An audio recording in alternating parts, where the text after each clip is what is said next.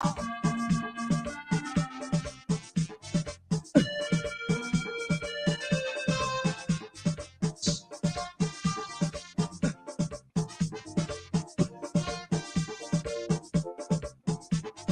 in the mood, I'm feeling rude, I'm feeling hot, I want to run.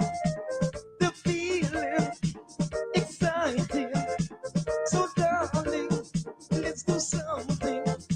I wanna rub my body on your body. Body on your body. Let me rub my body on your body. I wanna rub my body on your body. I wanna rub and love up. I wanna rub and kiss up. I wanna rub and jam up. I wanna rub and rub up. I wanna rub my body on your body. Rub my body on your body. Let me rub my body. My body, your body.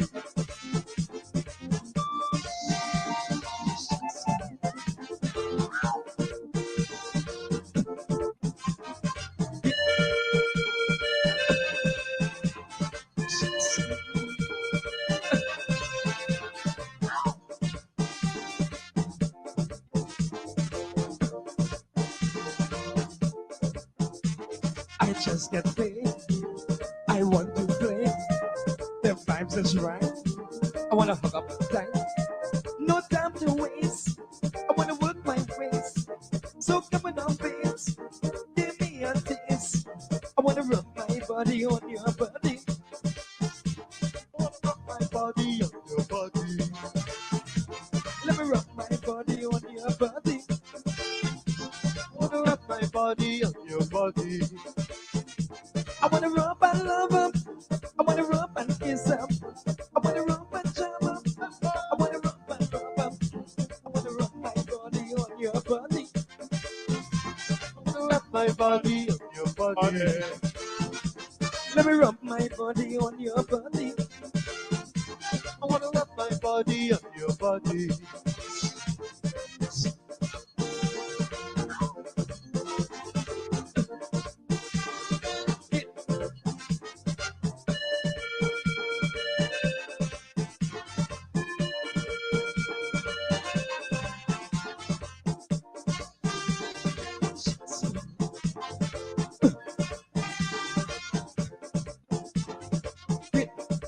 Well, you know, I feel it, I feel it, I feel it, I feel it, I feel it, I feel it, I feel it, I feel it, I feel it.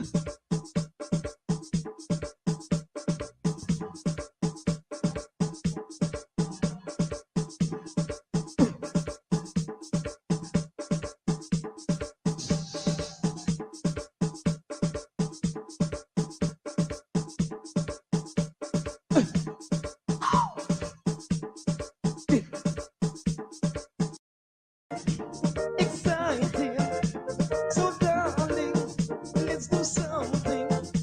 I wanna rub my body on your body. Body on your body. Let me rub my body on your body. I wanna rub my body on your body.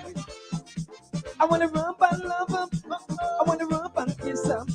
I wanna rub and jam up. I wanna rub and rub up. I wanna rub my body on your body. Rub my body on your body. Let me rub my body. My body, your body.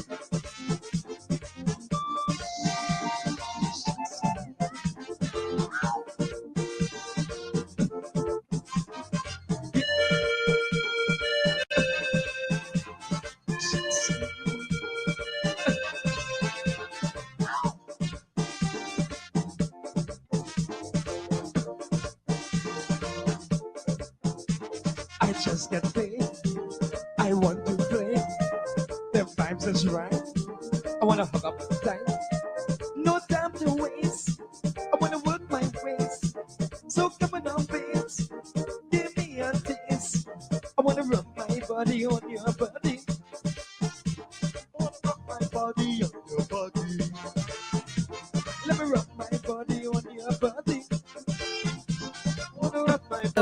This is attorney Shellen Washington, owner and founder of the Washington Law Firm, located at 455 Utica Avenue in Brooklyn, New York. We're specialized in medical malpractice, personal injuries, matrimonial law, and landlord and tenant. If you're in need of legal representation, please give us a call today. The number to call is 718-877-3100. Consultation is free at no cost to you, so call us today to see if we can be of any assistance to your legal needs. Again, the phone number to call us is 718-877-3100.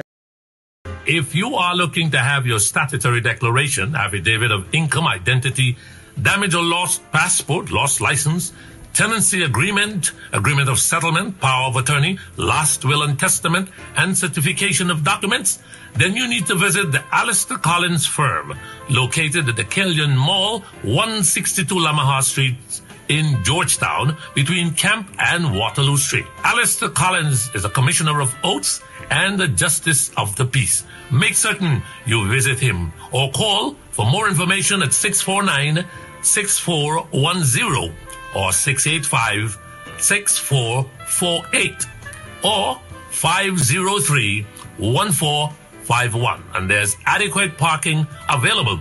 Go down to the Alistair Collins firm and have all of your legal issues settled and brought to the fore. Alistair Collins firm. Contact them at Alistair Collins firm. Hi there, good evening. My name is Mark Benchap. Welcome to Straight Up. We're starting off with chicken. Why are we starting off with chicken? Because this matter has not been investigated.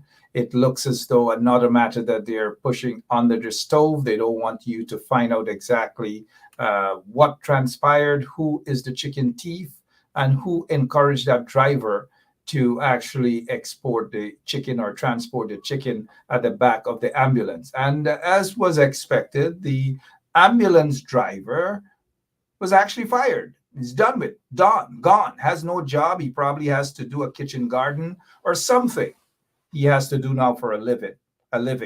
While the perpetrator, I don't know if this guy who is the mayor of Corriverton, whether he is the perpetrator or not, I don't know. But his name has been calling as a chicken thief. Now, I'm not saying that he is a chicken thief. Mind you, there's a big difference. If allegations are being leveled against him, well, then he should be investigated. And we need to find out whether this guy is the chicken thief or not. If the driver of this ambulance that was fired, if he wants to make contact with me, to clear his name and to tell me, whisper, he can whisper, he doesn't have to speak loud, who is the chicken thief? Whether the mayor of Corriverton is the chicken thief or not. Again, this is not to say that the mayor is the chicken thief. His wife made contact with me to tell me that her husband is no chicken thief, that he does cook enough fish curry. All manner of things they're telling me. But I ignored her. So if she's listening, I could understand you wanting to defend your husband, but that is not your job. Let the police investigate and find out what is happening, whether he is the chicken thief or not. I don't know. Let's head over to PNC now. The PNC are, I don't know what's going on.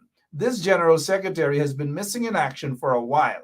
This is the only general secretary in the People's National Congress that has been on vacation, that has been on leave since, who was it that, who was building the ark? I got to ask Apostle London, who is coming up on the show shortly. Is it Noah? Yeah, Noah and the ark. See, I remember my Bible Day story going to Bible school somewhere in Wisma, right on Bornham Drive there. That building they had there, that Bible school has been there for a while. We used to go clap and sing song and say, Father Abraham had many sons of Father Abraham. I am one of them. When Apostle London comes on the show, I'm going to ask him if he attended that Bible school as well, Father Abraham. But Gita, if you're watching, I don't know what your return is going to be like, whether you're going to stay with them or not, or whether you're just hijacking things. And if you're hijacking things, you're actually hijacking hundreds of thousands of people. And if in fact you're receiving political instructions from any other party other than the party that you're supposed to be with, well, It's time for you to really go, Geeta. This is getting ridiculous, more and more ridiculous. I could understand people take a little leave for a little couple of weeks and so forth, do their personal things. I understand that, but months now, oh man, this is unacceptable. Totally unacceptable. Well, what about this woman? I haven't heard from her about her in a while now. But as they say in the street, I haven't heard about anything about her in a minute now. Since she attempted, well, she interfered with the judicial process, the magistrate's job. She wanted the magistrate to be recused and all manner of things. But since then, I haven't been hearing anything about the DPPP. I just had some chicken curry. I'm sorry about that. The PPP, DP, people say PPP, DPP, DPP. Same thing at all. And so the magistrate decided to put the case down until maybe February, January, or whatever. And in the meantime, this guy, he doesn't even know his fate on some frivolous charges. Frivolous charges. And we're not hearing anything about this case in the media any longer. We don't know whether the police pull this guy Azruddin or whatever they call him, Azruddin Mohammed. Nothing at all. These guys seem to be above the law. And you can't blame them. Look, if they could just buy their way into the police force, into hierarchy, the higher echelons of the installed regime, they would do that. People would do that.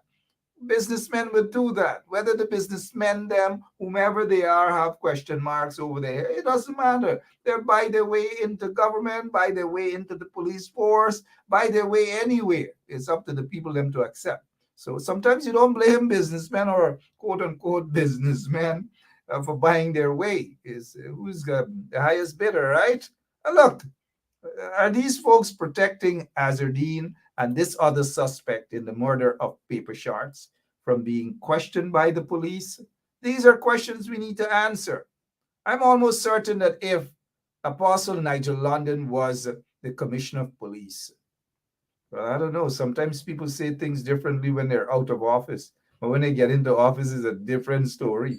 I suspect that Nigel Hines, sorry, not Hines, that guy, Nigel Hines is the guy who kicked down and shake up GECOM door and call AP and UAFC supporters and leadership riggers and all manner of things. So my apologies, Apostle London, to mix you up with the other Nigel, the wrong Nigel. Nigel Hines is just the wrong Nigel for now until he can apologize to all of us that he called riggers. Every single one of us. Every single one of us. And what he's talking now about the PPP is nothing new. We knew that. But some of these guys, get through with a little political hustle and then they come and cry foul. And long gone are those days when I'm just going to embrace them.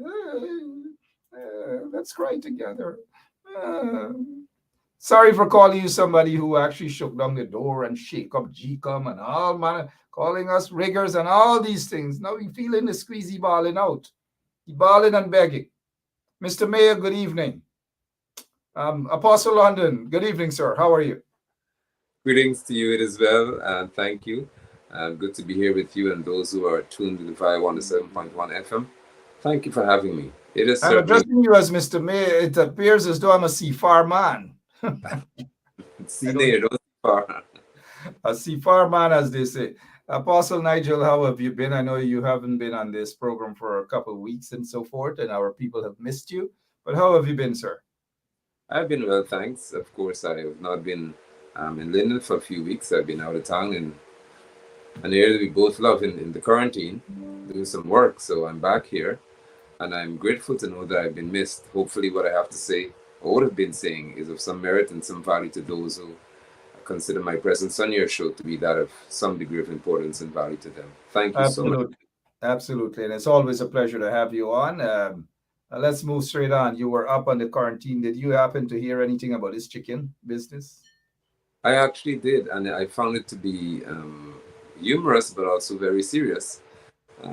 Since when I was there is when it occurred, and I was seeing the ambulance while I was working. It was running up and down the road, so I said, "Well, I wonder why this thing is so such a busy day. How many people are going to be ill?" Only to find out that later on in the evening or the wee hours of the morning, this ambulance shows up with chicken in it. So you actually saw, you were out there on the quarantine, you saw this ambulance up and down the quarantine road, up and down, only to Yeah. find out the other day, the following day, that it was chicken.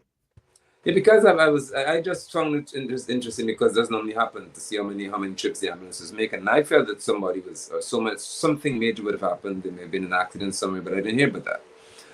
But nonetheless, I was taken aback to say the least by the fact that this is quite new. This would have been the first time I'm hearing that an ambulance was used to transport chicken.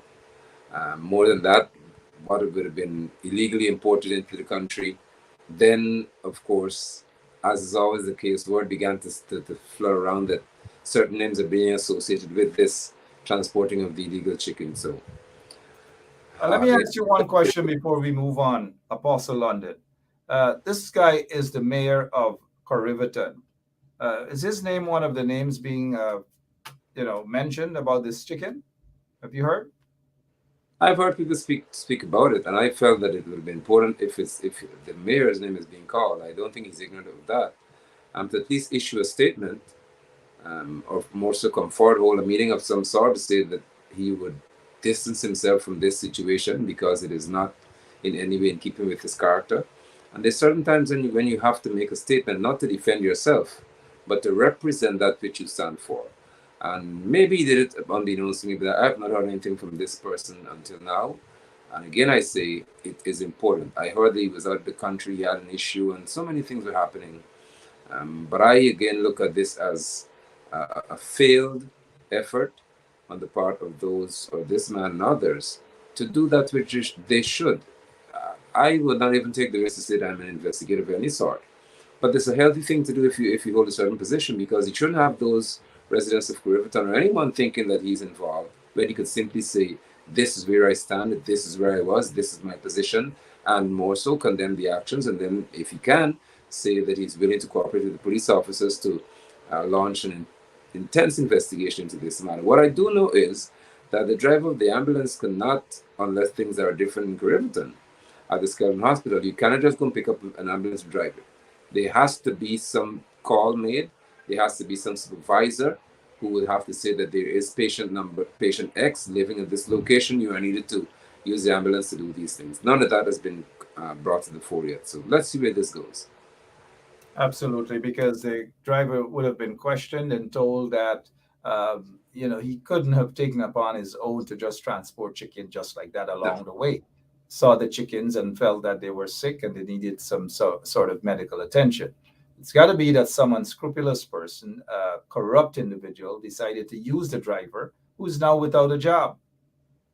Yeah, but what I find to be even more concerning to me and upsetting is the fact that with the chicken in there, the sick chicken in the ambulance, what if somebody really had a medical need? What if I got in an accident while I was riding or so on, or doing my exercise, and I needed this ambulance? What would they do?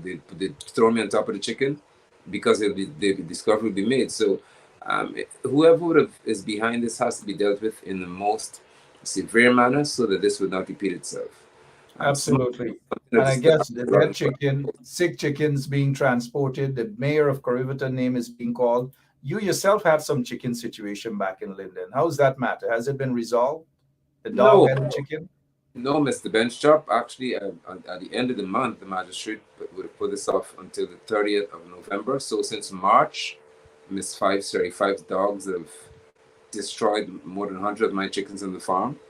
And in November, the matter is yet to be resolved. Yet AFNLE speaks about being very serious about feeding ourselves and so on, and reducing the import of food by 25% by 2025. And a farmer is being treated in this manner. So I am yet a victim of what I consider to be a very unjust system of justice.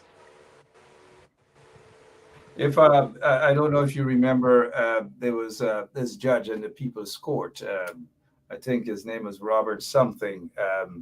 The People's Court will convene. Today we have the Apostle along with the chicken and the dog story. That's an interesting case because the people's dog went into onto your farm and ate out your chickens. And you have a right to stand up and defend your chickens. You have a right to defend your farm. I want to see how this matter is going to conclude. I saw, and I know your hard labor, and some people thought that dogs will be dogs. No, dogs are not going to be dogs. If you have dogs, you got to protect your dogs. You just have to do that.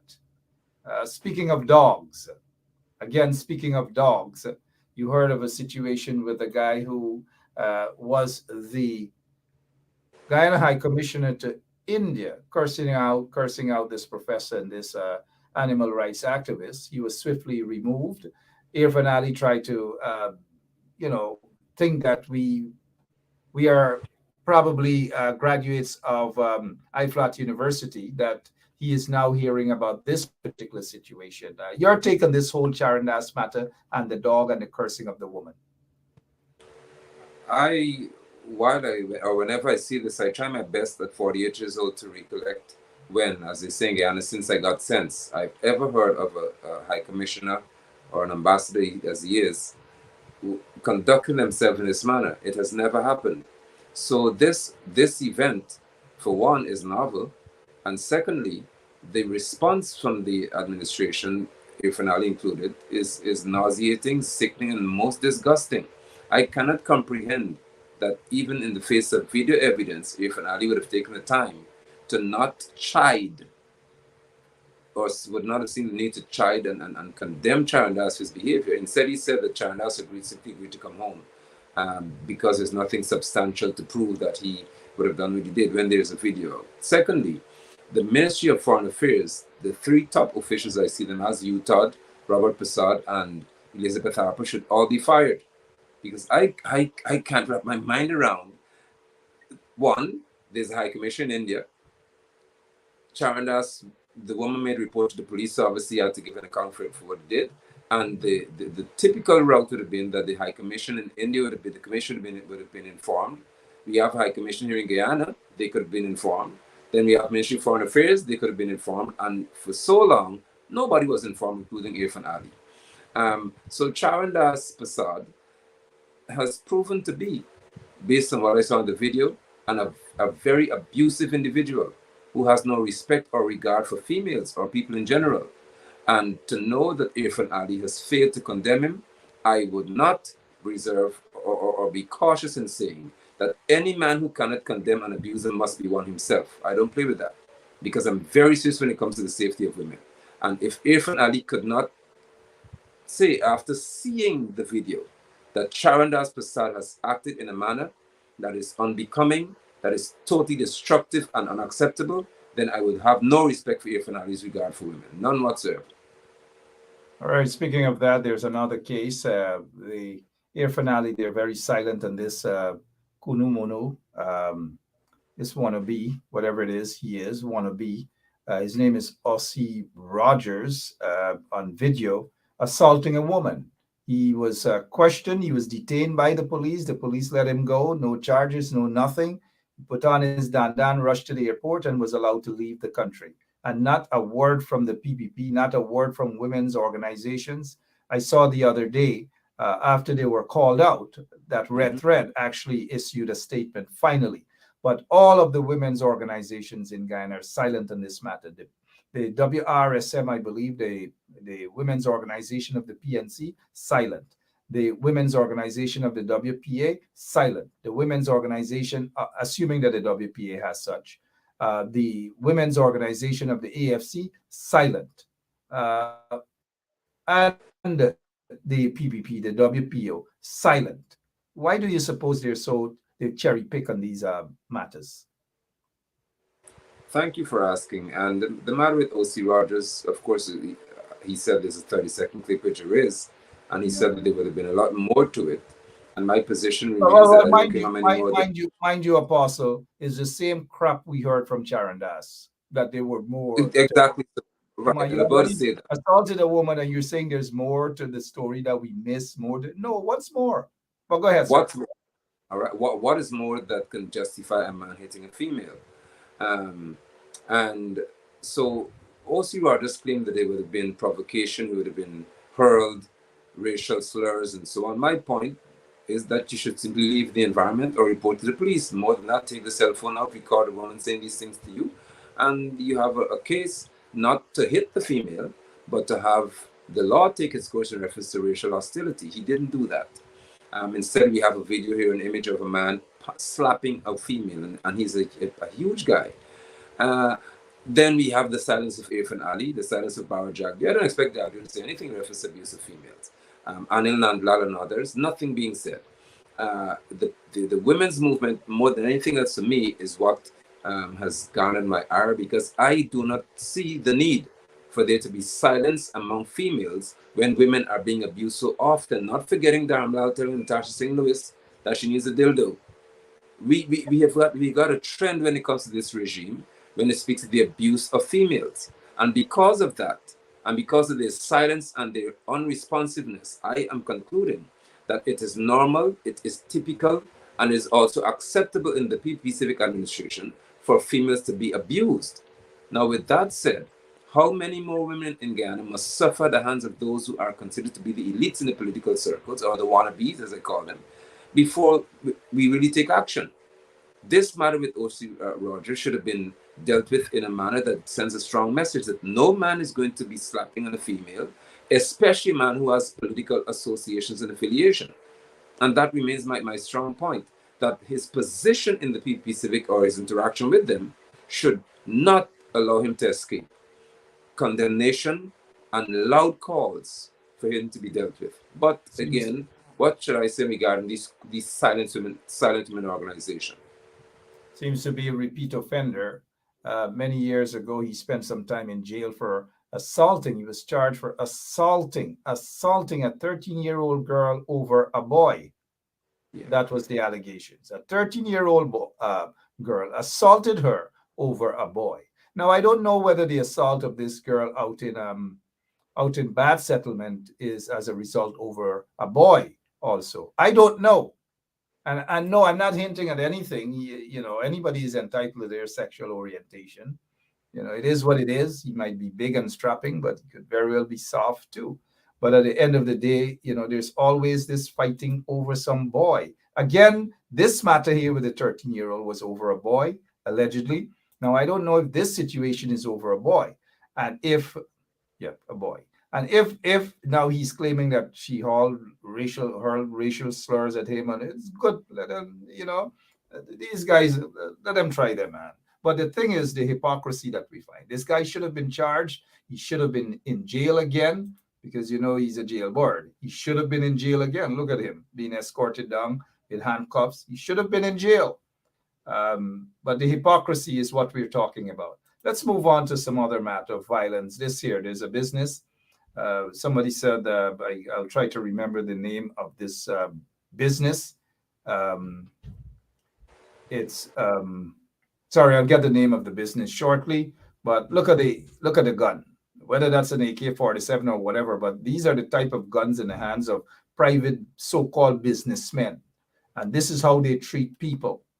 I haven't heard anything about this matter. I haven't heard, because if I had my way, I'll take away all the guns from this company. And I think it's Jumbo Jet. Jumbo Jet, that's the name of the company. Jumbo Jet. Nothing. Let me get your take on this situation here, Mr. Blondin. When I saw this, Mr. Benchop, I'm very concerned. And I remain concerned about the fact that there are assault rifles in the hands of these private security organizations across Guyana. I am beginning to suspect that there is an arming of people, because there's no need for us to have these kind of high-powered rifles in the hands of security officers. And look at what he's doing with it. I saw the video where he struck this individual, I think it's the businessman's son, in his head with a rifle. Now, this automatically should have caused there to be a sequence of reactions and responses that would bar Jumbo Jet from having any such weaponry, or even a security force, if that's what you're going to treat with people. And again, there is a resounding silence, or a deafening silence, in reference to the responses. So is this acceptable now in Guyana, where we become this hostile state? Persons can do whatever they want based on their reputation and their association, and nothing becomes of it. Guyanese must, and I will repeat this, must awaken to the fact that if you remain silent, You create scenarios that you will not be able to deal with. Whatever you're silent about today will shout at you tomorrow. You must be able to respond to things with a certain degree of passion that sends a strong message that you don't intend to accept this. This image in itself, look at it. People are standing around us watching a man hit another in the head with a high-powered rifle. I mean, what else is there for us to see in this country? And we have got Home Affairs Minister Robeson Ben, as he's paid to be. I haven't heard a word from him on this matter. Now, maybe he's spoken, I didn't know. But I'm saying, look at these situations here. This should not be the case.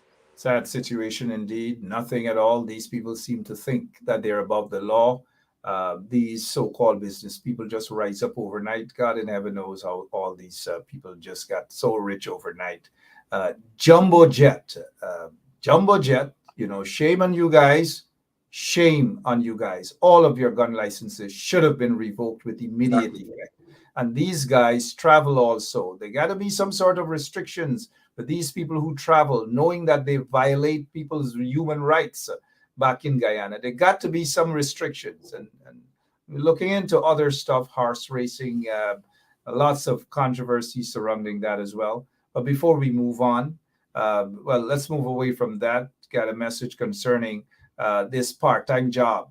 The part-time job that they're giving, they are putting people's lives at risk at the New Amsterdam Hospital with working 10 days per month, and they're getting $40,000. And they got some folks who are not nurses, who are not trained to be nurses. They administer dressing and drugs with absolutely no training and no academic qualifications at the New Amsterdam Hospital. My heart goes out to those people there, especially the patients, and especially to see what has to happen under this installed PPP regime. I know you're building. I know you have your truck now. I know you do your business. Here it is, the regime, the installed regime, saying they're giving out free cement, steel, rod, subsidy home builders, all manner of things. Another level of corruption. Do you see this thing being rolled out in Linden or Ituni or Kokwani, sir? I am unaware of it being rolled out here. I would not be surprised if it would have been rolled out to specific people or groups or locations, but I know that it's not been made public. What I can speak to, since you have this here, is that there is, based on these behaviors or these reactions or actions of the government, a severe crisis on our hand. I've not seen the media reporting on this a lot, if at all. We have a severe shortage of building materials, and also the prices are skyrocketing. The reason why this is happening is that this administration is taking our taxpayers' money and putting it in the hand of so many different people, of course their friends and the lackeys, to the detriment of smaller businessmen around the country. So can you imagine in this situation, Mr. Benchop, obviously Ali or Jagdi, whoever's behind it, will say, listen, to some of their friends, import, let's say 10,000 or 1,000 bales of cement or whatever number it is, and we'll distribute it. That person immediately would have been given millions of dollars of our taxpayers' dollars. They don't have to worry about resale because they're already purchased with our money. The steel, same thing. So when you try to purchase it, as I've seen happen quite often, cement is short because those who are friends, the importers who are friends with the government, have the easy way out. You import large quantities, taxpayers' money is put in their hand, and you don't know how much they're being paid for it because we seem to have an Auditor General's office that is not even in existence any longer, if I should say. So we don't have a clue as to what's going on in our country.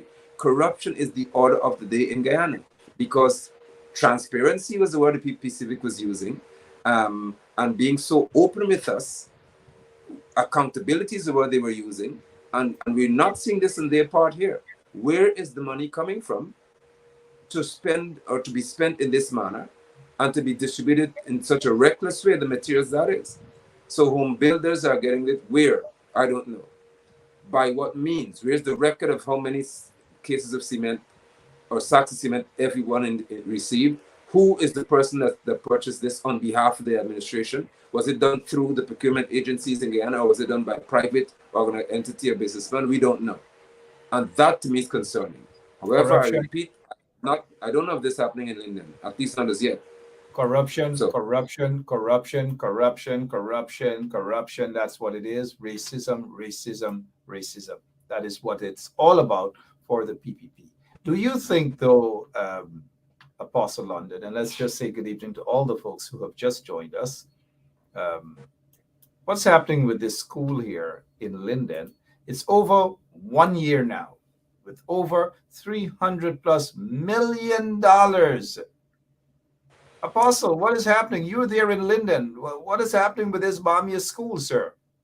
but I passed there, not in the immediate vicinity, but when I was exercising today, I rode past and I didn't see the activity that there would have been when it just started. So if work has resumed, maybe work has resumed in some area that I cannot see. But I do intend to, and I plan today that I will go by there probably tomorrow or so to check and to have a live stream done to show all of Guyana, and as they would say, the whole world would see that which is being done here, because this contract was awarded, I think, to the tune of $386 or something like that $million. And the reason why it stopped is because obviously the money has run out more than anything else, or they don't have building materials, as is the case in so many instances. No. They run out of money. They run out of money. They run out of money. But as I was about to say, since I know, many people don't know this, the workers were complaining for quite a while they're not being paid on time, and that's a sign when the contractors run out of money. The workers were not being paid. They were asking for me to deal with certain matters, and I said to them, I will only deal with this because you men, if you are prepared to speak up, not my representing you here and just speaking in your absence. So they didn't want to speak. They didn't want to speak They didn't up. want to come forward to speak. So Right. They were afraid of the contractors. They're afraid of somebody. I don't know why they have to be afraid of anybody. They're afraid of Shanghai and Kashif. They're afraid of them. And I don't know what lies in them to be afraid of in the first place. Okay. Who knows what they're afraid of? I don't know. But they were complaining that they were not being paid timely. They were complaining they weren't, and that was since May going back. So I realized there was going to be a problem here. But I said I'm not going to go live with that information because I am dealing with men. If it was women, may be different. But when men cannot talk for themselves, I don't play with that. You grown men earning a living, you should be able to say I'm not being paid. Seem to have lots of them indeed, but shame on the situation with what's happening. Lots, and they're not the only contractors that are they're milking. This is crumbs compared to what the others are getting, and nobody seemed to be doing a good job at all. We got to find some other, because I know the Mohammed's got the fire service to do for over almost $1 billion Guyana dollars.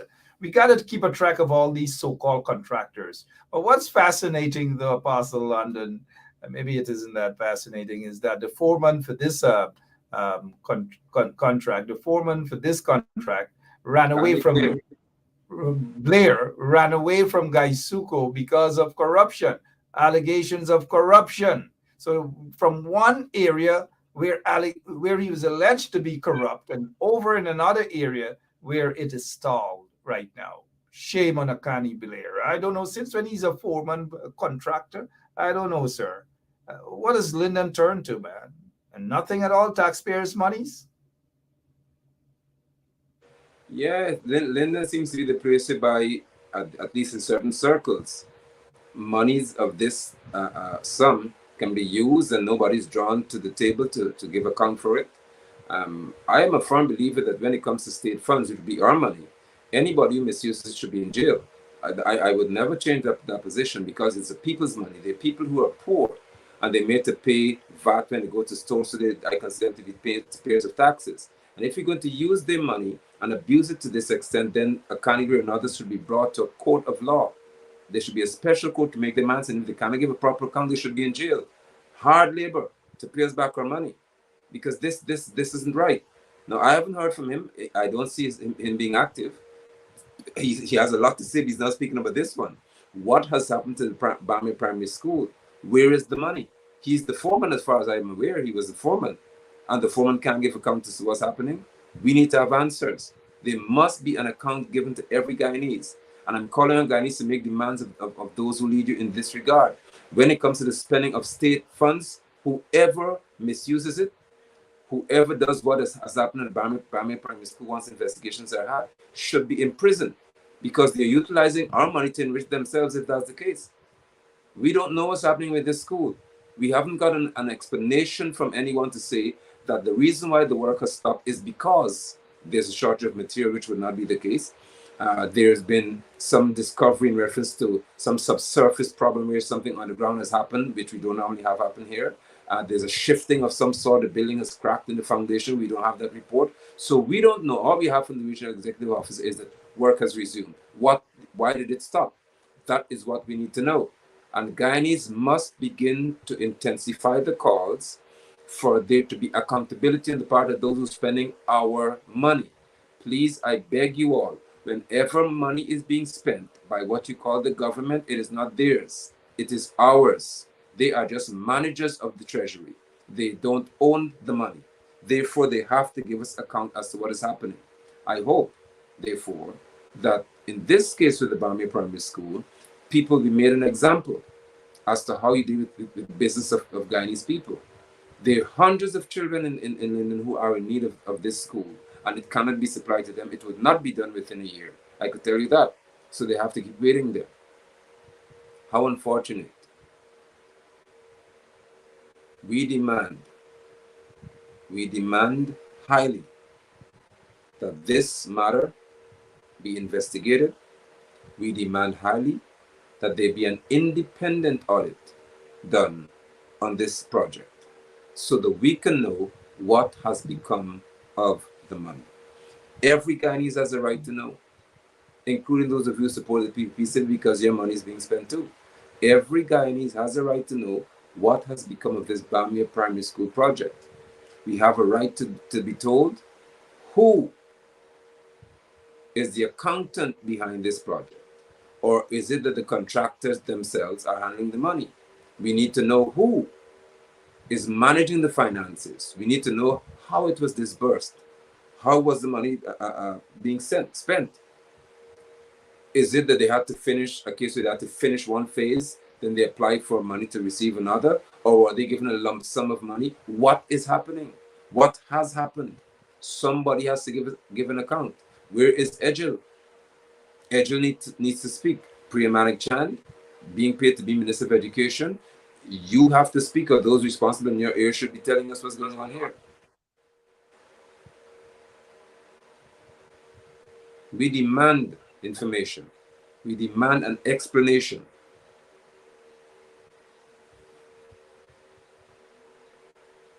Yeah, sorry about that. Just had a break in transmission here, but I thank you so much, the Honorable Apostle London, for continuing with the program. Are you hearing me loud and clear? I can. Yes. You were saying, continue, sir. Sorry about that. Yes. That's okay.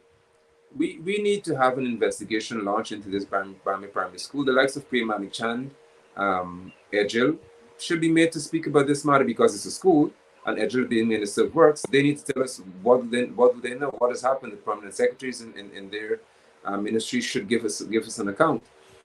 Who is the financier? Who is the auditor, I should say, that internally that's governing this situation should be an accountant or department, because this is 300 plus million Ghana dollars you're talking about here. And the project just stalled. No one reported to us about what happened. We must have accountability at every strata of our society. And what I would say is that those who live in the area of Amelia's Ward and Bamia, the parents, why are you quiet? Your children need a school. Look at the Amelia's Ward Primary School. Your children are in need. Londoners, our children have a right to attend proper schools. This one has started. There was a whole lot of fanfare about it, and it stopped. Why are we quiet? There has to be an outcry in the Linden community because it's in our town yet again. It is in our community. Well, Bamia is not in Linden, of course, per se, truly speaking, but it's in Region 10, and we must have accountability in our region. I call on the regional officials. I call on those two representatives from APNU AFC. You elected to serve the people. The councillors, you elected to serve the people. Speak up. Let us hear your voices. What is happening here in Guyana?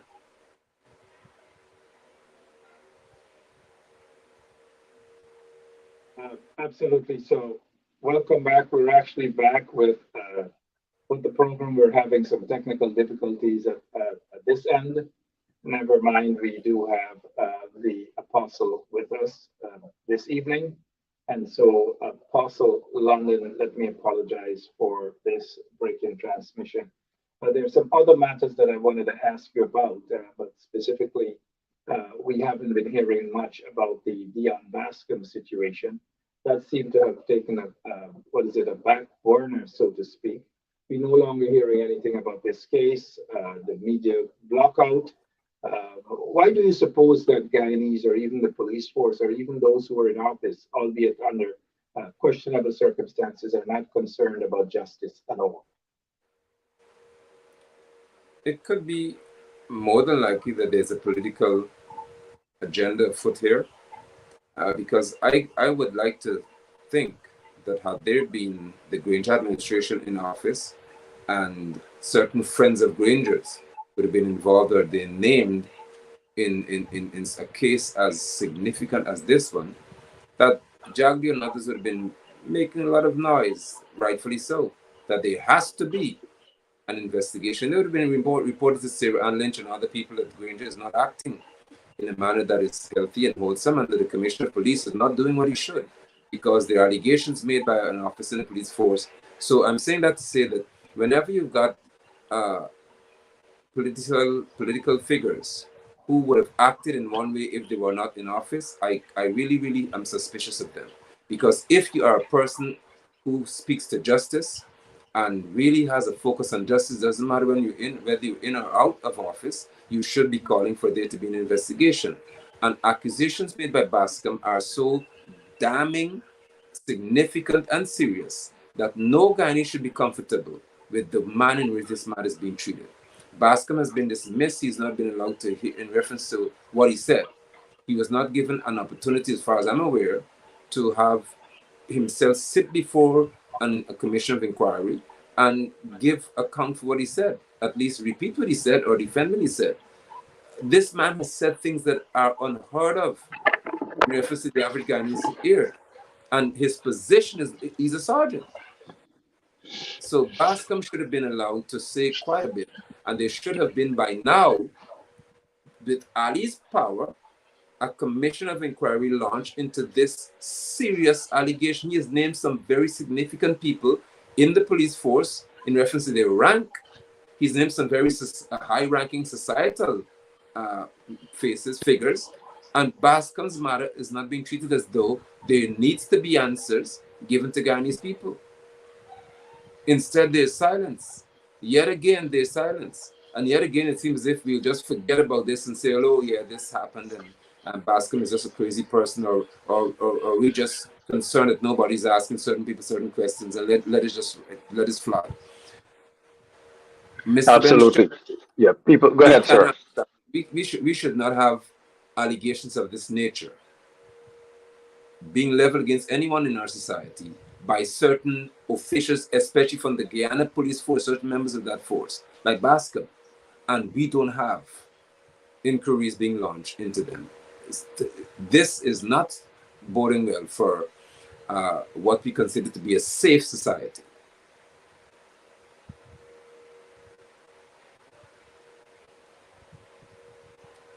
And when we have, I see I have Mr. Mohammed face there. Mohammed has said that he's prepared to engage the police officers if that's the case to answer questions. He hasn't been asked as far as I'm aware. So Zardin hasn't said that he doesn't want to talk to anybody. At least based on what I saw from the statement, he said he's willing to have conversation with whoever it is. Why isn't he asked questions if his name is being called in certain matters? Well, according to Bascom,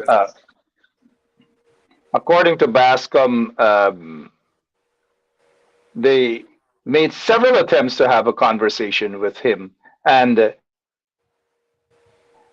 who is also a suspect, mind you, a suspect. But if Azardine Mohammed is concerned about settling this matter, if Azardine Mohammed is concerned about getting this matter cleared up, then by tomorrow he should walk into the CID headquarters and say to the police, I need to have this matter rest. interview me on whatever it is that you need to ask pertaining to the allegations and murder of this guy, Paper Shorts. He just shouldn't say he's willing. Just walk right into the station and say, hey, this thing is affecting me. I need to get over this. Ask me whatever you want to ask me. And if you have any evidence, then charge. He hasn't done that either. Well, I don't seriously expect him to do that, Mar, because he doesn't have a need to do it. If the police says to me, or people say I killed somebody, and I say, okay, fine, I'm prepared to talk to any officer who wants to investigate him. If they don't come to ask me a question, then I would like them to do not consider me to be a suspect or involved in the case. I mean, I don't expect him, after issuing a statement that he's willing to go there, I don't expect Mr. Mohammed or Zahardin to go and show up and say, listen, question, because who knows, maybe they're told they shouldn't ask him any question. It's possible that somebody in Eve Leary or wherever they are said, don't ask this man anything because you shouldn't ask him a question. Who knows? But I get what you're seeking to say, but I don't expect him ever to do that, because he's done the first thing, which is the right thing, to say, I'm prepared to talk to anybody who wants to talk to me. The question is, why aren't they speaking to him, or did they speak to him and they don't to us? I don't know. Well, they seem not to want to speak to anybody connected to him, because remember, a relative of him struck two persons down on the back road and didn't spend 1 day on the bench. Not 1 day, not even 1 second, not 1 second. Now his relative struck two persons down on the road, killing them, and not 1 second at Brickdam police station, not 1 second at all. So it seems as though these guys and their relatives and friends are above the law. Unfortunately, the same cannot be said about this guy. Kadaki, Amsterdam, a bullhorn. He's grabbed by the police, arrested, spent over 2 hours at Brickdam police station, and then appeared in court this morning and placed on $20,000 bail. You see the haste in which the police go after certain type of people? Your take, sir. And mind you, before I get your take on it, it is alleged that Claudette Singh, who sits there as the controversial chairman of GECOM, made a call to the police for Kadaki, Amsterdam to be arrested because he was making noise with a loudhailer. Again, allegation that she is the one who made that call to the police. But go ahead, sir. Thank you. And I must rewind before I proceed. In reference to the situation with a relative of Mohammed's who was struck, I think it's one person that a woman died. If not, I think it's one. But at the end of the day, typically, on a normal circumstance, the driver is always charged. And then you have to, unless you really somebody run in front of you. And even then, because I know of cases where people ran into the road and were struck, and the driver sat on the bench and was charged for dangerous driving and had to prove that they're innocent. This relative of Mohammed's, I did not read or see that the individual, the female, was charged with anything. And I'm saying that to come forward to Kadaki Amsterdam's case. Now, some Afghanis lost their life, and the driver in this situation, I was told that, well, it said that the person was assisting the police with investigations. That is not a charge. And help out the family and all manner of things and story done. So now with Kadaki's situation, the police officers didn't see then the need to have Mohammed's relative arrested, and as would be the case with me if I hit somebody, put on the bench, put in the prison, lockup, being charged with whatever, and you have to prove so many things before you're free to go. Kadaki Amsterdam has been arrested. He was standing, based on what I saw, by Lamaha Street and Main Street, Main and Lamaha, that area. So he was a pretty good distance away from GECOM's office. How could him saying that Claudette must go and so on affect her, unless she would have been viewing it live from within the building?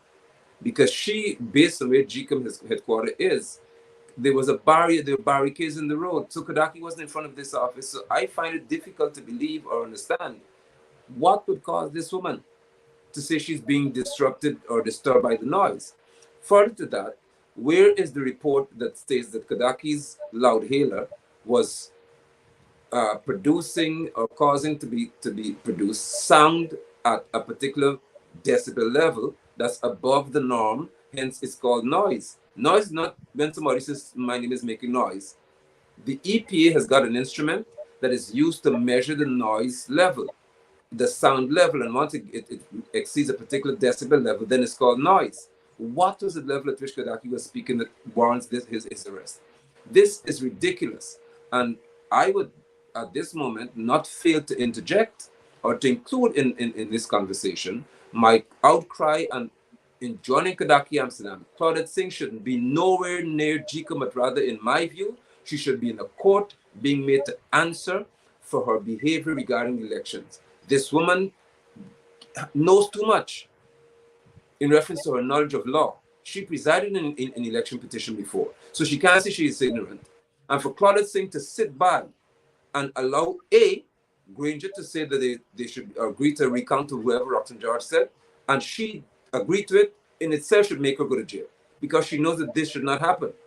When we got to Arthur Chung Center and they began to be the observation reports and you began to hear what was happening, she didn't at that moment say, okay, all of these returning officers who have failed to provide or produce and include in the ballot boxes these statutory documents, report to GECOM, and we'll make you give account because we call the police. She didn't do that either. This woman instead agreed to have Order 60 and all the rest of it happen. And then when the rubber hits the road, as they said, Claudette Singh then say, okay, then you have a right to take a petition to the court, and that's it. That's it. This woman has failed Guyanese miserably. Further to that, when I was speaking for months that there should be an internal investigation in GECOM because they have the means to do so, there should be within GECOM an investigation launched. The 6 commissioners and Claudette Singh should sit with Mingo and everybody else and say, tell us what has happened here. This woman refused to have that done. Refused. But yet she's sitting there having the confidence of the PP Civic as though she's so functional and doing so well. Further to that, there is, as we know, and that was Kadaki's issue, and I am happy that it is out there saying that, a voters list that even the Carter Center said is unhealthy for any electoral process. There are 661,000, according to that list, adult Guyanese who are eligible to vote. It means we only have about 100,000 children in Guyana then. And Claudette Singh, instead of saying we have to correct or deal with the voters list, has told Irfan Ali that we're ready for local government elections with a list that says we have 661,000 adults who are eligible to vote. Now, Kadaki is in the street doing what the PPP Civic is asking to be done, which is let's have a clean election. Let's have healthy elections. Let's have undoubted situations whereby nobody could say that things are bad. That's what Kadaki is saying. Why is he being arrested? And if he's asking for the woman who's behind all the controversies to leave office. Secondly, for the voters list to be sanitized, the official list of electors to be sanitized, so that we can have confidence in any other election. She's not concerned about that. She seemed to be a runaway train, and it's unfortunate that we are where we are right now in Guyana as a result of these people who are part of a conspiracy. And now go ahead. What I would like to do, and this is, people think I just attack, as they say, the opposition. I don't. I believe in good governance. Why is Kadaki supposed to be the WPA? I think that's what it represents. The WPA is supposed to be, or would have been, a part of APNU. Now, what about the PNC? Are they coming? And they left. Whether they left or not, and then they come back home, they left home and they come back home. I don't know, but it doesn't matter to me. It doesn't matter that they left and come back, but go ahead. All right. So am I to think, Mr. North, I will call Mr. North, Mr. Benshaw, am I to think that? No. Let's take a quick commercial break and be back just for that era, so that you can take a sip of water, and we'll be back. Don't do that again, please. Please. And you call me Hines, man. Oh yeah, I call you Nigel Hines, right? One good turn deserves another. My apologies. I do humbly apologize. If But Aubrey Norton is watching, good evening to you, sir. But go ahead.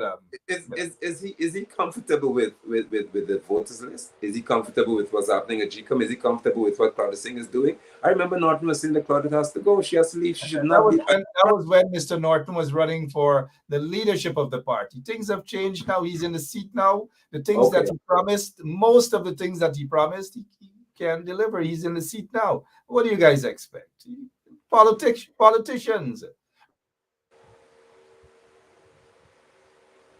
What I expect is for there to be honesty, uprightness, integrity, and commitment to one's word.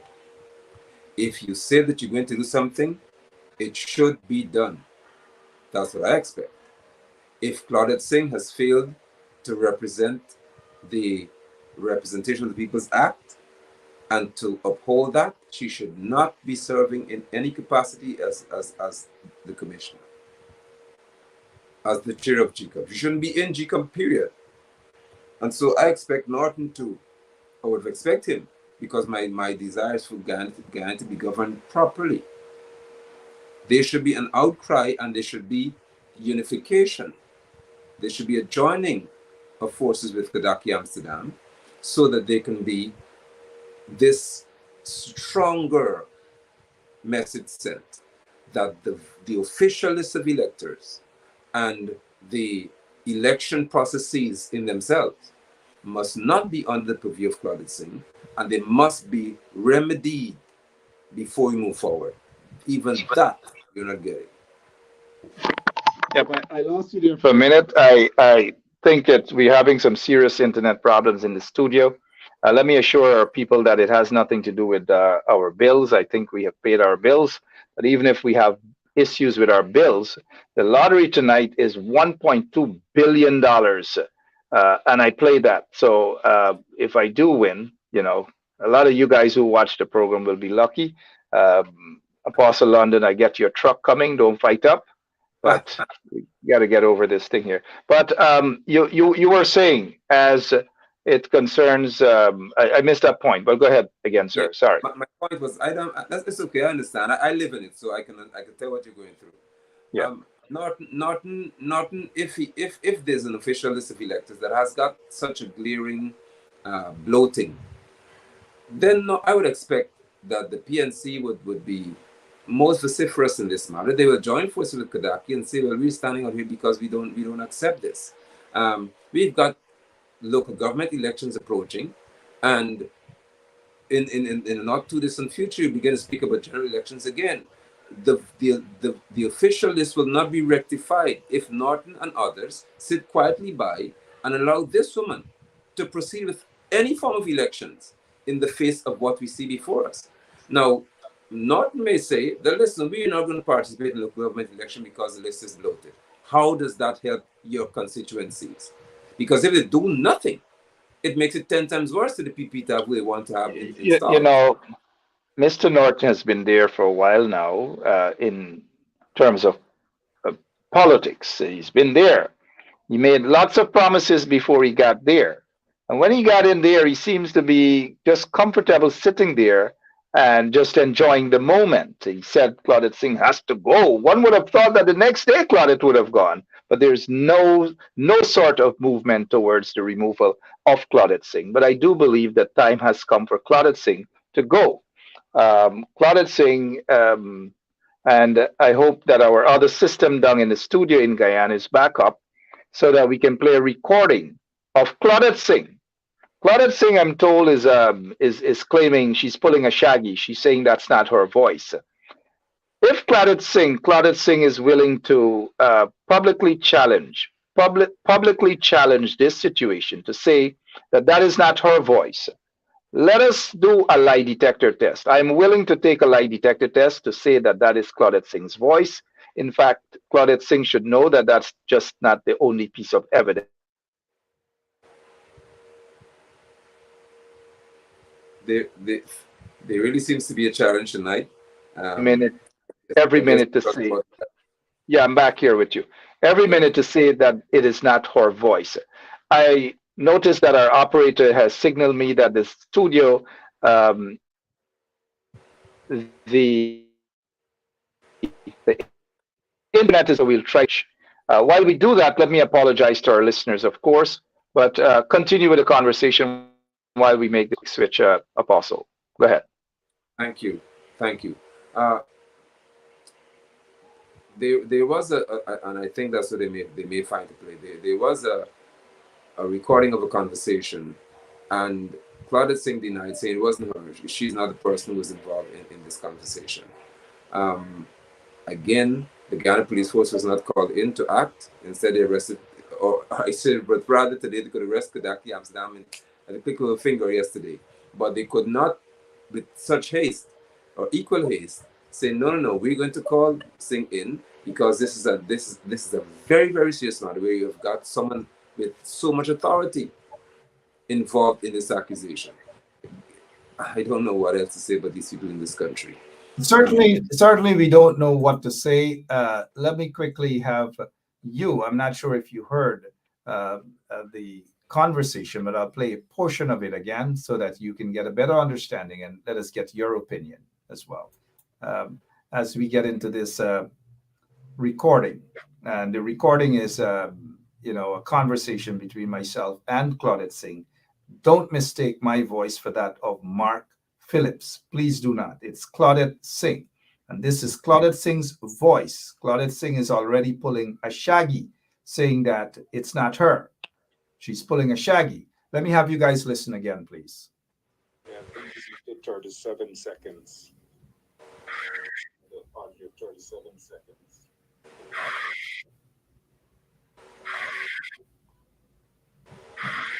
All right, guys, we'll get to that in just about a minute. On that photograph that I sent you, yeah, Claudette Singh. Sorry about that, guy. We are definitely going to get to that. Here we go.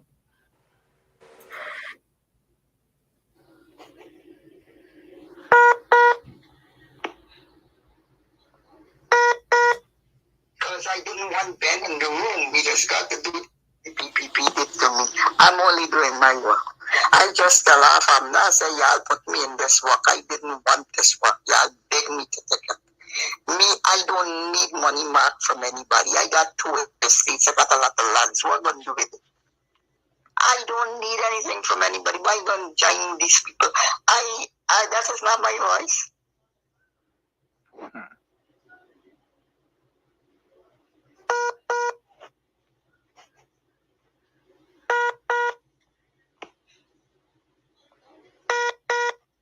Because I didn't want Ben in the room. We just got to do the Zoom from the boardroom. And I told him that, but he was not there. He was at home. My secretary called him. But that is not my voice. That is not my voice. Somebody said that is a copy, some voice copy or something. That's not my voice. I wouldn't speak to a little underling like that. He's got to stamp your authority. I told him that I don't want Ben in that room because Ben would, he gets on too stupid. But the room, Ben always shouting on people. It's the boardroom. And I had other people there. It's not this boy always come there. This is Conrad to look at the court hearing. Me, my lawyers be there. Dr. Farijan, the Commonwealth advisor, and other staff just be there. So I don't know what they're talking about. I really don't know. The IT man got to be there because he operates it. So I don't know what they're talking about. I just think people get annoyed because of the letter I wrote, but I'm just only doing my job. I have no interest in anything. So that is it. I can't do anything more. Yeah. That's what the court said to do. Because I said to write, but I can't write the letter dated the 16th because that was spent. Because that was, you remember, he intercepted that with an annex with the court. And the court said no, that Court of Appeal decision was overturned. And the other thing too, his report also is thrown out. because his report was based on the Court of Appeal decision. So he now has to come up with his report. He has to come out with whatever is his report. He has to come out with that. And the Court of Appeal never interpreted valid votes. That was a big lacuna in it. And this court interpreted valid votes. As the valid votes, we know in ROPA that only valid votes are counted. They use 87 in the ROPA to say that those votes are rejected votes and spoiled votes. Those are not counted. All right, let's get into a point that Claudette Singh made there. And let me say for you, our guest, and the listeners, that she was denying a conversation that was taped when she abused out Ben, or something to that effect. And that was alleged to have done by the IT guy. She denied that then. She told me point blank that that's not her voice. And when I knew that it was actually her voice, she's now denying this conversation that you guys just heard, that this is her voice. She's saying this is not her voice. I have had dozens of conversations with Claudette Singh. I have evidence, more evidence on Claudette Singh and her take on the elections and her twisting around and her jumping from one side to the other side as it regards to the elections and what she said and what she did and all manner of things. I have those evidence, Claudette Singh. I want you to come out publicly and deny that this voice is your voice. There will be voice analyzer.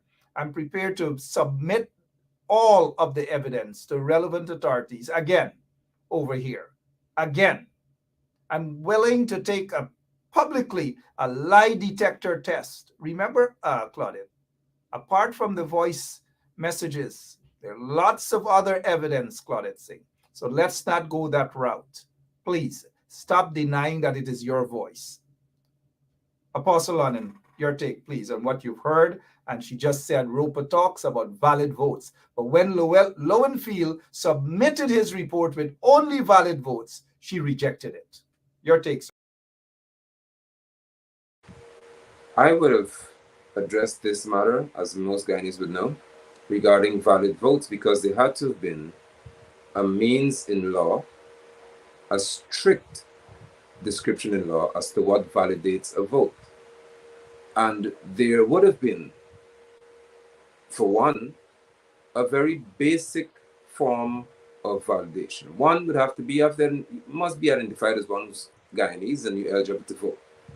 Now, when I would have seen Nandalal and others taking time to debate and to deliberate on the validity or the process or the means, the criteria to validate someone being a voter, I was upset.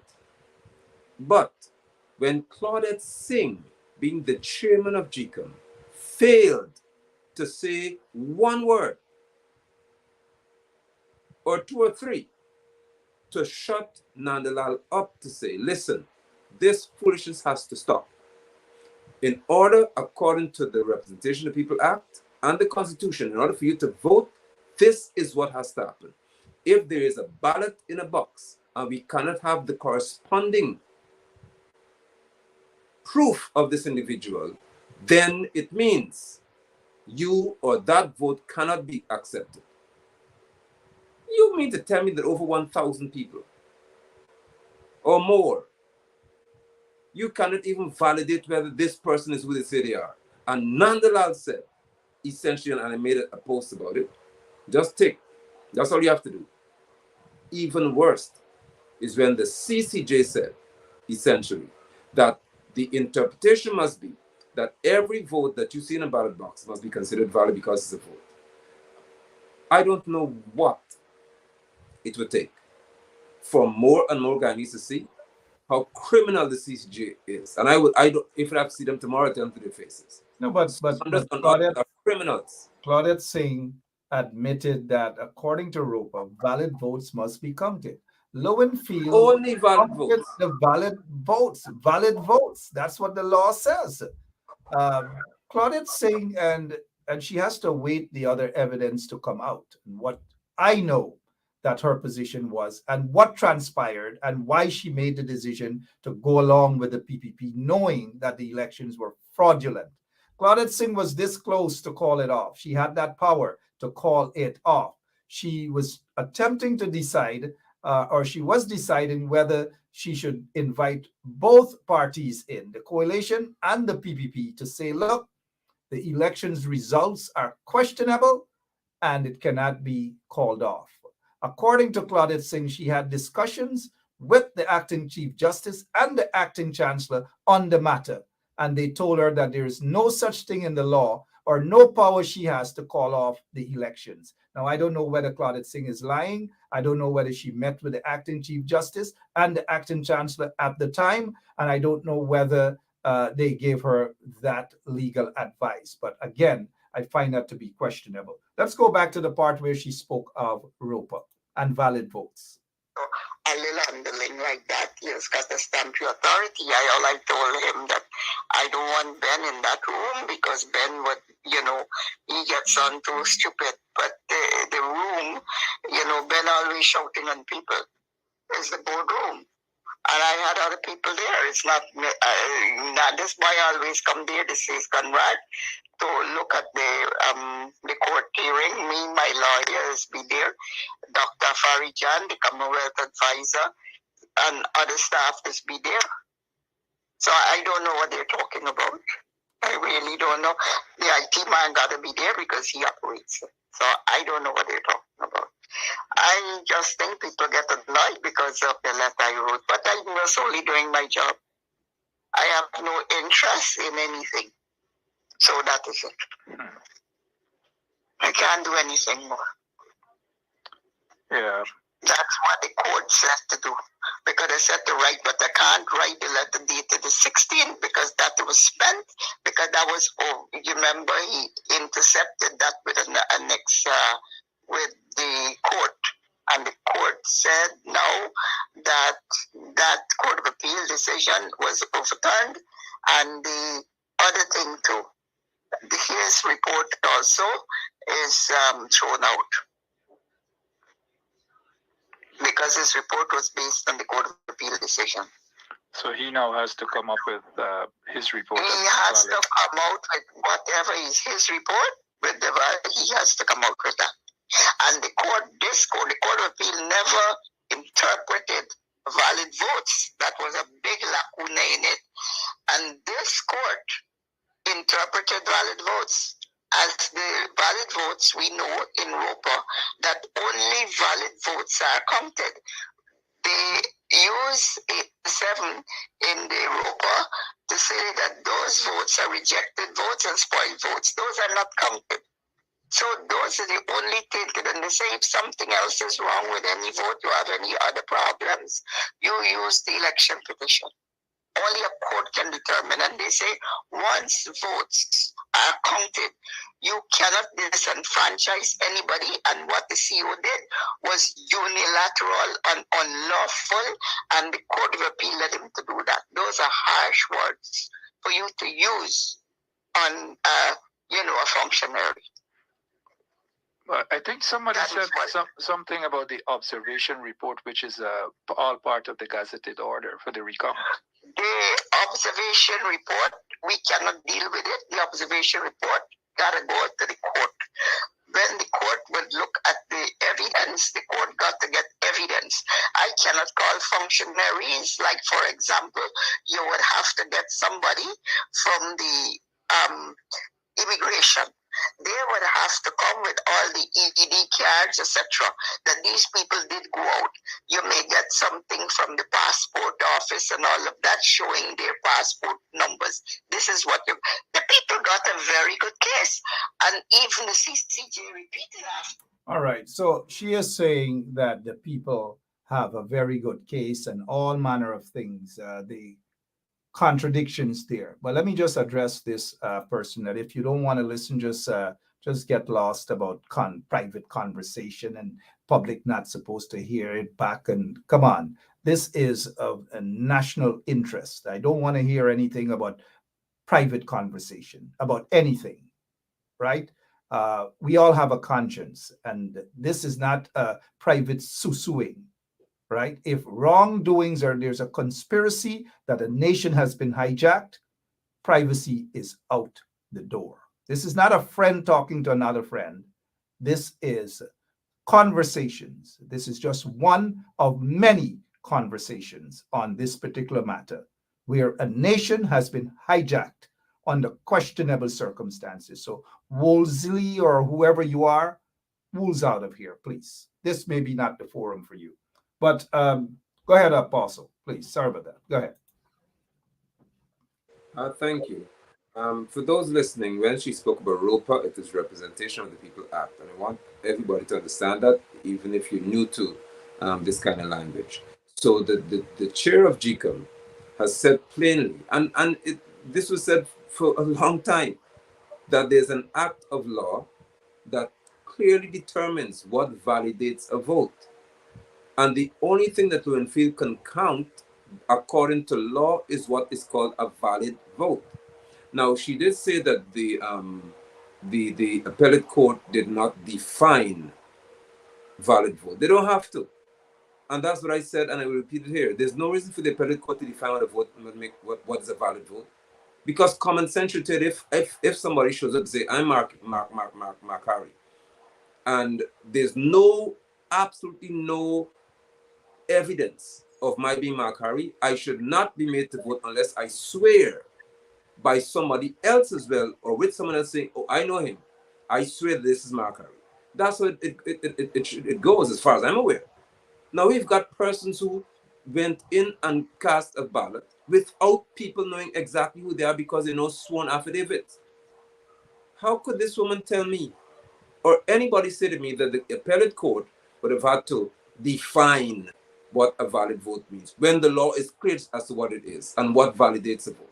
So Claudette Singh, I would like to think that based on what I'm hearing here, if she said that this is not her, and that in some way you would have caused her voice to be doctored and so on, then like with the mayor of Port Morant, of Corriverton, I say she should come forward as GECOM chair and say there's something being circulated here by Mr. Benchtop, and I would like to deny this. And given the fact that I would have been a judge, I would be willing to take a lie detector test, a polygraph test, to prove my innocence, because my position in this country has already had clouds around it in the eyes of the opposition and others. So permit me to validate myself and prove myself to be righteous and true. That's all she had to do. That's all she has to do. But of course, I doubt that she would do that, because I would challenge her, because exactly this is just part of a lot of evidence in my possession and in other people's possessions as well. And so she knows she could just probably hide and just say that is not me, But I want her to issue a statement publicly to say that that is not her. Who would stay so long as to doctor her voice for maybe hours? Who would do that? What about other messages sent and all? This is just a fraction, a small fraction of all the other evidence. And I'm sounding my voice so that she can know. And I want her to come out publicly and say that it's not her. I'm challenging her to take a lie detector test, and also the voice analysis and all these things that will take place to prove who is the liar. But if I may, we had Sarah Ann Lynch, key player, Chatterjee, Gregory Quinn, and I think Eduardo, the one from European Union. Oh, she spoke about Sarah Ann Lynch too. Okay. So, Claudette, if you're watching, remember our conversations. And look, I want people to understand that I've had probably hundreds of conversations with individuals privately, but nothing has ever sat on my stomach so much as all of my conversations with Claudette Singh, because I know deep down in my heart that the nation's democracy was hijacked, it was snatched, yes. And that, in my opinion, Claudette Singh played a major part in this. I could not sit down and allow this to just, my conscience to just go on just like that, pretending that I don't have evidence or I don't know some of the things that transpired behind the scene. and what, in my opinion, again, what Claudette Singh did to that nation and did to the people. I wouldn't sit down and accept that. And yes, there are lots of conversations, private conversations that I've had with people that tapes or whatever were never released, and most of the people that I've had private discussions with were not recorded. So no one has anything to be afraid of, but it's how Claudette Singh is operating. This story must be told. I have known Claudette Singh since I was a reporter. Since I was a reporter, a court reporter working at GBC for a few months, I have known Claudette Singh. I've gotten to know her personally from 2001 when she was supposed to have been the Chief Justice. We have had several secret meetings at a particular location in Georgetown. So it is not that I just know Claudette Singh because of the 2020 general and regional elections. If Claudette wants to play the game and she wants to come out publicly to challenge and to say that I am lying, I want her to do that. I'm prepared. I'm ready to take her on publicly. Go ahead, Apostle. Thank you. So we had these four major players here: Sarah Ann Lynch, Lillian Chatterjee, Gregory Quinn, that's the British High Commissioner, and the European High Commissioner, Eduardo. And what I would like to say is this, especially Sarah Ann Lynch being the one who's still here. And I know she would be privy to what you're broadcasting, if she hears anything of this nature, and Claudette Singh is saying it's not her and all the rest of it, again, I would like to think that Sarah Ann Lynch should have stepped forward by now through the embassy to make a statement that would call for an investigation to be launched into Claudette Singh's conversation with you, Mr. Benchtrap. Because this is serious. This is not anything to be played with. Since there were voices, including mine, and I'm grateful that based on what I'm hearing, I am not a crazy person. I've never been, there are people say I'm crazy, but it doesn't matter to me. Because this is something that I and others have been calling for a long time, that based on what was happening, Claudette Singh should be dealt with seriously and severely because she knew better.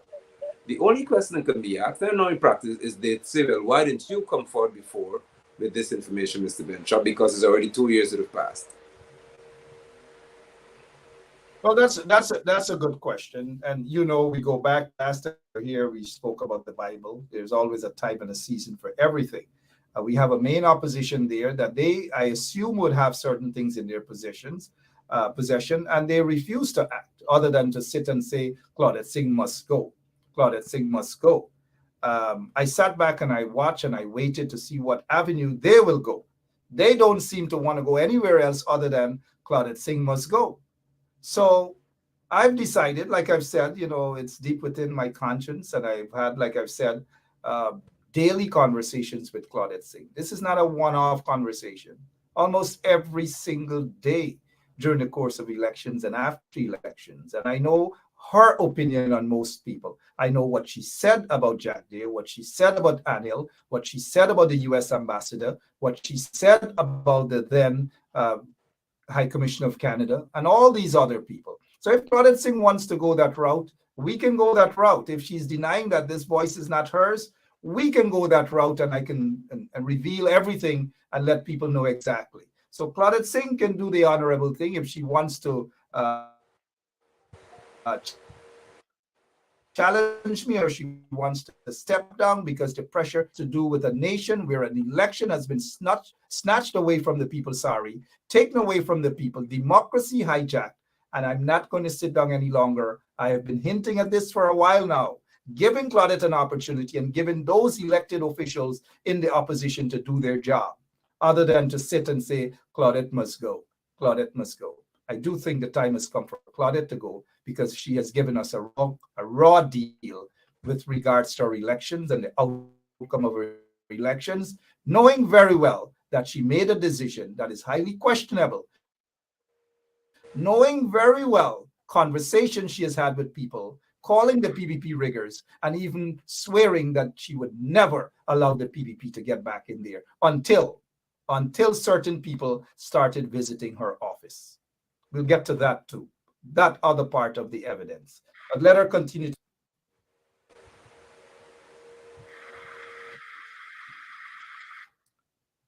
We're looking at the time, but that's a good question. Yeah. Yeah, and I must say, if I can, with the little time we have, if and that your this exposure, because I saw you address it earlier. We have to consider when certain things happen, who benefits from the act. If Mr. Benchop had private conversation, as this was the fellow said, Paris, and he's making it public, and you say, well, he shouldn't do that because of Benchop and Claudette Singh. We have to consider, if he makes it public, who benefits. In this case, the entire nation should benefit, including Jagdeo. Benefit in terms of, and Ali, Nandlal, all of them. Because what is going to happen here is that people will have a chance now to do what Anil and others were seeking to prevent us from having done, which is we now have a justice system where the people will decide, based on what we're hearing, is this Claudette Singh, is this Benchop, is what she's saying accurate, is what she's saying what in keeping with what is proper.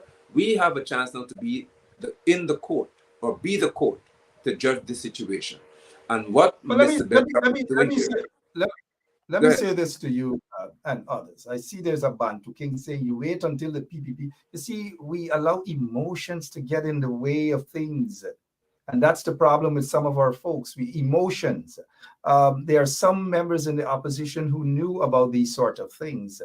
They are elected officials. They should act. They always know when they're going to do this. They always know what they're going to do. And if they're not going to do anything, I think the time is right that I do something. Simple as that. So if some of them have this information, if I had this discussion with some of them, they don't want to do anything. What do you guys expect me to do other than to say, look, enough is enough, time for action? And I mean, people get emotional, but I would go ahead, sir. I maintain that there's never you were saying wrong Apostle. to do the right thing. There's never a wrong time to do the right thing. If you take 3 years to do the right thing, you've done the right thing. And I know for sure, given my interaction with you, that you would not show up now and just publish this without interacting with certain people or making them aware of certain things. And additionally, I also know that when the opposition, or they were made opposition, which would be the AFC then, when they realized what was happening, they saw that this woman was prepared, even when they saw what happened in reference to the Arthur Center nonsense. They saw what was happening. Every day they went and met with the media. My point is this: they had the energy of the supporters then to say, we are not going to accept this behavior because we know what is right. They had the energy of certain officials in GECOM then. They allowed all of these people to be dragged and tossed and harassed. And now there are people who are saying that you are not the right one because you did not publish this before. When I know you again, I can say, and you would not wait until now to make this information known to certain people. They have failed to act, not you. Well, the information and all the information have been forwarded to other places. And of course, waiting for the right time to do what right. I recall a conversation or conversations I've had with several leaders of the coalition about Charandas. Look what happened. They dismissed it. Oh, no, oh, that is not true. Months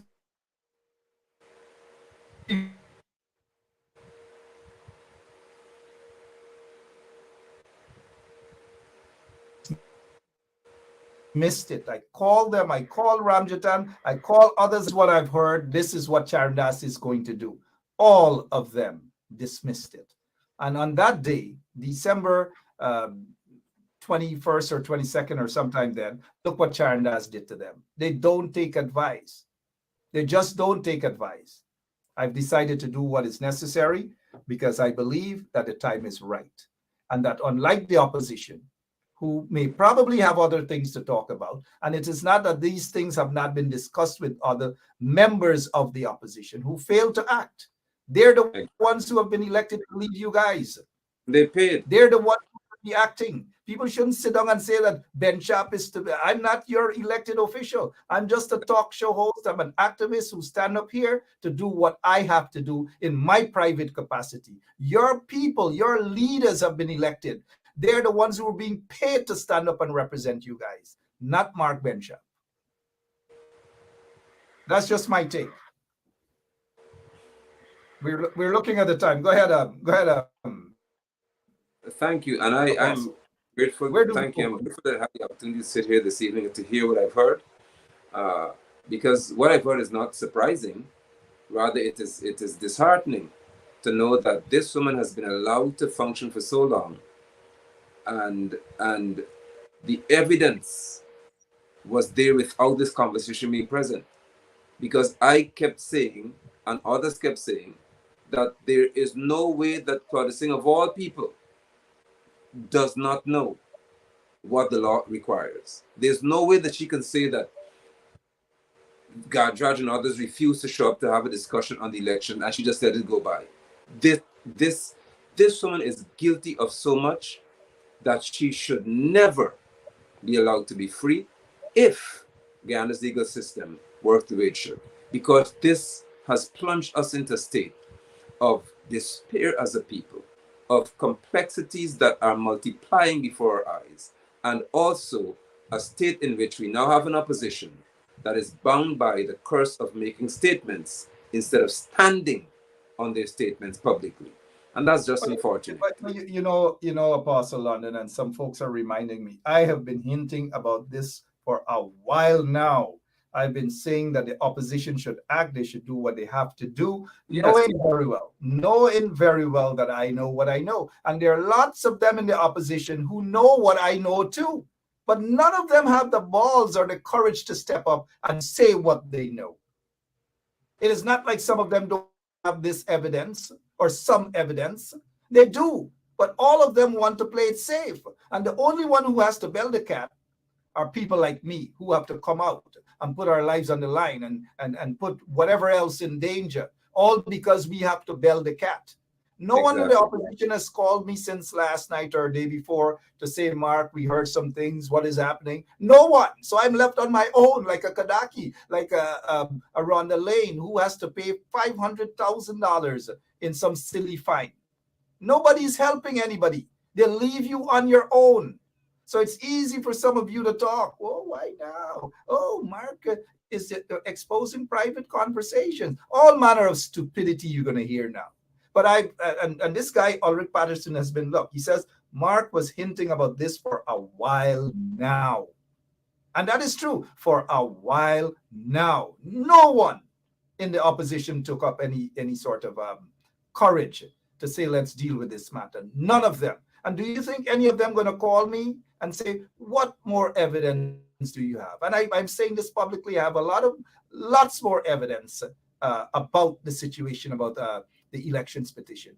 Those evidence were forwarded to the relevant agencies, people over here in the US who are interested in that. And that's it. And that's what more do you guys want me to say than that? Exactly. You want people to bell the cat, but you don't want your leaders to bell the cat. You don't go after your opposition MPs, some of whom have this information. You don't go after them. None of them say anything about Claudette Singh. Your own says anything about Claudette Singh other than she has to go and story done. But y'all always want other people to bell the cat. People must jump on the mountaintop and be the sacrificial lamb, while most of the MPs are quiet. The leadership are strategizing and saying nothing. Look, I've been through it. I've learned from my experience. I know what to say, when to say, and what to say and when to say. I hold no apologies for that. I believe now is the time, since the opposition have not acted, now is the time for me to act. Whatever little way I can do, I will do that. So that's my position. Dr. Apostle, we're looking at the time. We really, really have to go now. I'm not upset at you guys, but I know you guys are emotional on a lot of issues, but y'all always want people to bell the cat. Y'all not telling Aubrey Norton to go out there and protest, and Aubrey doesn't want to protest. He say we have to be responsible, and if we protest, this is how the PPP gonna think. Where are your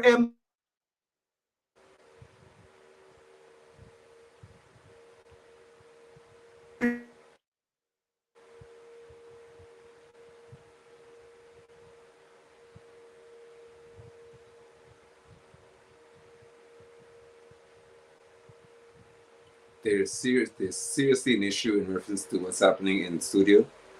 So again, on behalf of Mr. Benchop, I do apologize for what's occurring. This is not the norm. However, it is a reality that we face here in Guyana.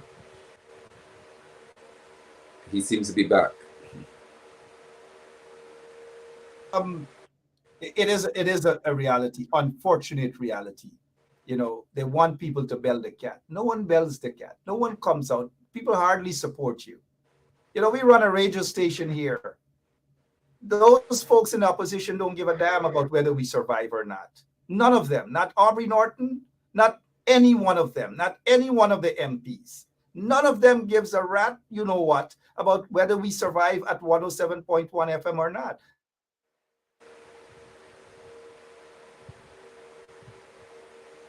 Of them has ever given a cent. They don't care about individuals themselves. That's the fact. But yet people, their supporters want people like us to always bell the cat. I have absolutely no apologies to make for my statement this evening. I have belled the cat on so many occasions. 5+ years in solitary confinement for belling the cat, for standing up and fighting for people's rights. Nobody gives a damn sometimes. I recall when in simple message I said in Georgetown, elect me as your mayor, the amount of cursing and all manner of things. But yet I'm still here belling the cat for you people and for the people who don't want to bell the cat, who are being paid but are a bunch of pussycats who prefer to sit in their air-conditioned office and just walk around in the markets or in certain communities, take some photographs and that's it. And we must sit and accept that, but want other people to bell the cat for them. Not me. I will bell the cat, but on my terms. Your closing remarks, please, sir, Apostle. Again, thank you so much, Mr. Benchtop, and to your viewers as well for having me here. Thank you for being courageous enough, strong enough, and responsible enough for taking this step in airing this conversation, as you would have put it, between yourself and the woman who says it's not herself. And so I do look forward to the outcome, and I do hope that this would trigger within the opposition, since I'm interested in good governance, it will trigger from them a definitive response, and one that will cause this nation to see the realities that face us. That we have got, from what I know, a situation in our hand in which Claudette Singh, the chairman of the Guyana Election Commission, acted in what is, in my view, an irresponsible manner. Thank you, Mr. Benchop, for standing. With all the other things that are happening in our society, there is a breath of fresh air in you for being so responsible and strong. And I do pray that this effort of yours would not go in vain, because it would never be allowed to as long as I'm alive. I'll speak now that I've heard what I've heard, even more. Thank you. Thank you, sir. Let me just address this usual apologist of the APNU AFC. The apologists always seem to know the doctors out there of politics. Mark, I think you waited too late. Talk to your leaders of the PNC. Talk to your leaders of the coalition and ask them, what are they doing? They have information. They're silent on those information. They are your leaders. You have elected them. They're being paid to stand up and defend your right. Tell them that they are late. Tell them that they're not doing anything. Don't tell me that I'm late, when in fact those, again, unless it's passing through one ear to the other ear, but you by know that I have said that they have the information, but they have done nothing with it. You talk to them about that, not me, sir. All right? All right, so that's enough of a bino. You get another 5 minutes of fame. Thank you so much for your time. Please, again, Doctor, I keep saying doctor, but that's okay. Awesome. Thank you so much. I know you have to go to school tomorrow to watch and welcome the kids here. Appreciate your time, sir. And when you're ready to run for mayor of Linden, let us know right here on 107.1 FM. Oh, I trust you. You look good. You have... Thank you. Thank you, Mr. Mayor. Appreciate it. You're welcome. All right, Apostle London there. And my name is Mark Benchop. Sorry about that. I've got to go now. I'll be back tomorrow, same place, same time. But you've got to hold your leaders accountable. You've got to let your leaders do the job that they have been elected to do. And you guys have to stop expecting and thinking that people like a Ben Shop and others are going to always be around to bell the cat. They're always going to be belling the cat because, oftentimes when we bell the cat, we get arrested dozens of times, spend over 5 years in solitary confinement, all manner of things. And yet y'all want people to still bell the cat, and y'all are not holding y'all leaders accountable. Y'all are not calling on your MPs to do more. Y'all are not calling on those lazy MPs to go out and speak out and all manner of things.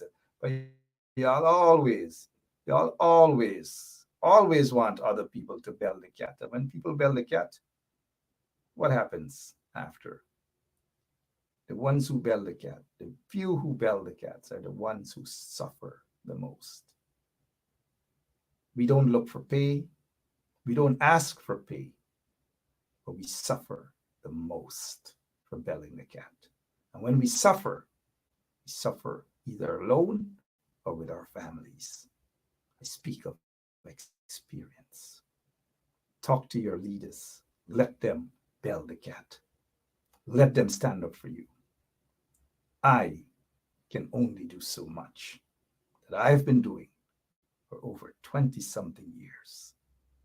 If you want me to bell the cat for you, then elect me, just like you fight to elect them. I'm not saying I'm running for any office. Just like you guys fight to put them in office. And then when you put them in office, all of you become disappointed with them. You get disappointed with all of them. And then you expect Ben Shap to join with you to pull all of them down, throw all of them under the bus. I watched you guys do that with Granger. Y'all cuss me out for Granger. I watched you guys do that with Nagamutu. Hug up Nagamutu. Nagamutu is a savior, Moses. Where is Moses today, fighting for your rights? Where are these guys today, fighting for your rights?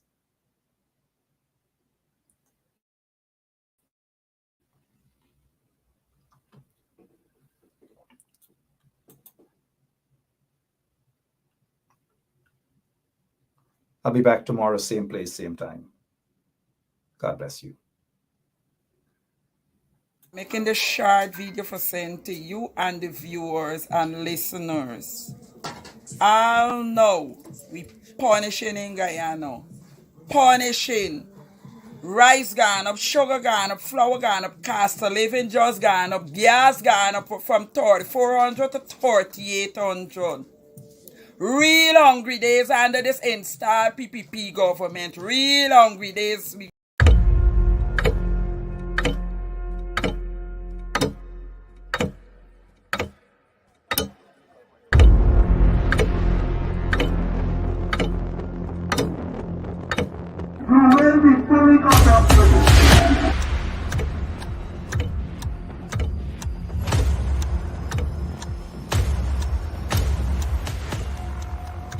Mr. Watts, he is armed himself shots.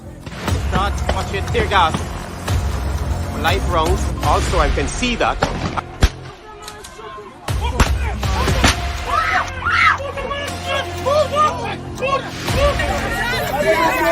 Just for Quendon! The man is a boxer, man. Why can't put in a boxer, man, to do that?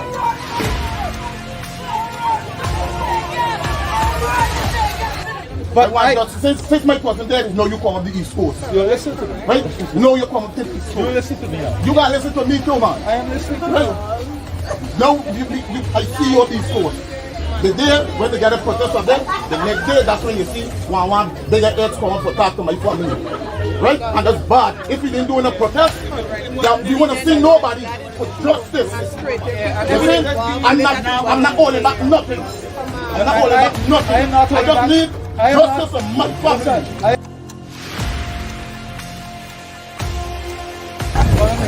I get visitors all of a sudden.